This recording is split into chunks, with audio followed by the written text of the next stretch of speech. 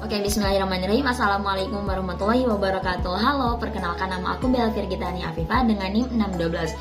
Oke, kali ini aku akan membahas sedikit mengenai keterkaitan teori psikoanalis Sigmund Freud dalam karya Ayu Utami, yaitu novel Bilanganku.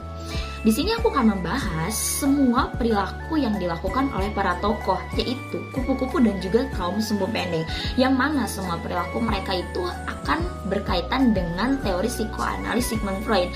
Tak hanya itu, kita juga akan belajar bahwa teori psikoanalis Sigmund Freud itu bisa berkaitkan atau bisa kita terapkan dalam karya sastra.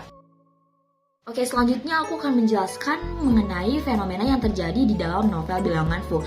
Fenomena yang terjadi di dalam novel Bilanganku adalah mengenai tokoh yang mempunyai perilaku histrionik dan juga narsistik, di mana tokoh cerita yaitu kupu-kupu mempunyai rasa kepercayaan diri yang sangat tinggi karena ketika kecil ia merupakan murid yang sangat cerdas dibandingkan teman-teman sebayanya. Nah, kemudian ia menemukan seseorang yang dijadikan role model olehnya. Namun ia sadar, ia memiliki banyak sekali perbedaan yang sangat jauh dengan role modelnya, yaitu Parangjati. Nah, semenjak saat itu, dia menjadikan Parangjati ini menjadi saingannya.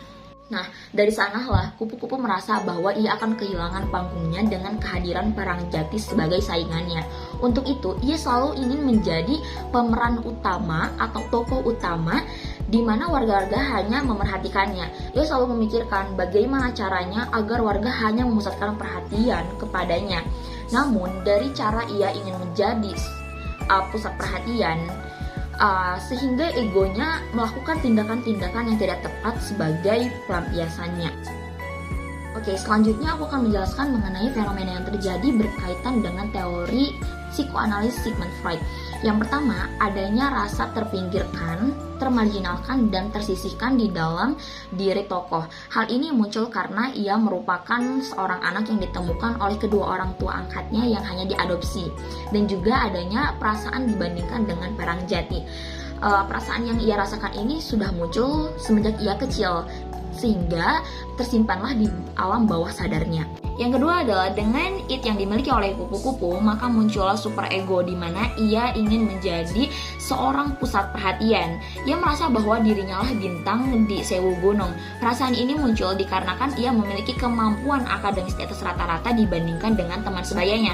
Tak hanya itu, ia juga memiliki pemikiran yang sangat jauh di mana ia merasa bahwa dirinya lah yang pantas dijadikan panutan oleh warga sewu gunung.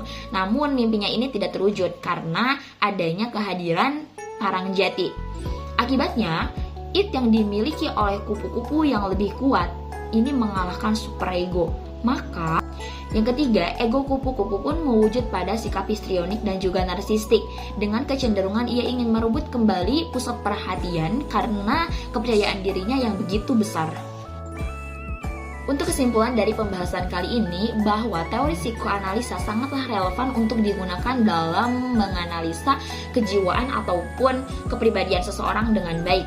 Tidak hanya dalam kehidupan nyata, pendekatan ini dapat kita gunakan untuk menganalisa karakter di dalam karya sastra. Sekian pembahasan yang dapat aku bahas. Aku harap diriku dan juga teman-teman dapat mempraktekkan ilmu yang tadi kita bahas. Karena tanpa praktek ilmu tidak akan berefek. Aku juga sangat mengapresiasi diriku dan juga teman-teman yang mendengarkan pembahasan kali ini.